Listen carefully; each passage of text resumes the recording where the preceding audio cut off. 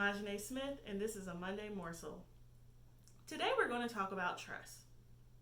A few weeks ago, I mentioned that we would talk about trust at some point. Well, today's the day.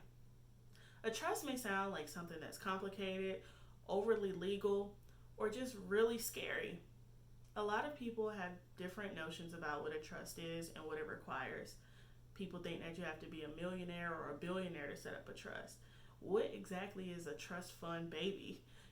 Things like this, we're going to help you to go ahead and assuage those fears. A trust is a very simple thing. It is just an entity that holds other assets and even other entities. That's it. You create a document drafted by an attorney, or actually you could do it yourself, but you just have to probably want some legal advice as to what is required and what can and cannot be included in a trust.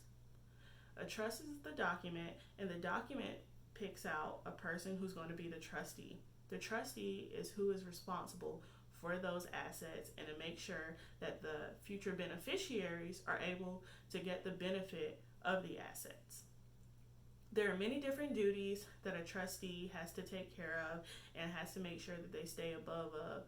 And they also have some requirements such as reporting and to make sure that they invest the property correctly and that they also answer to the beneficiaries. The person who creates the trust is the settlor or the grantor. It just depends on the fancy term that you want to use.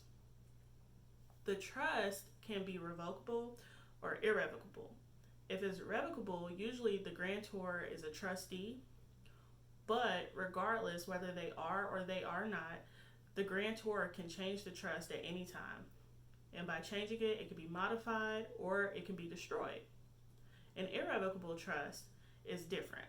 Once that trust is set, it cannot be modified or destroyed without some type of set situation that's usually created in the trust document. You can fund a trust with as little as $10 in cash.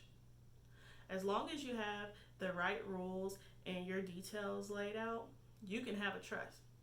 In a future video, we'll go more in depth about the types of trust and what a trust requires, such as what level of capacity a trustee must have, as well as what's required to be a grantor. If you have any questions about a trust or any other legacy planning, such as wills and other estate methods, please feel free to reach out to www.smithdominguez.com, and we're more than happy to help.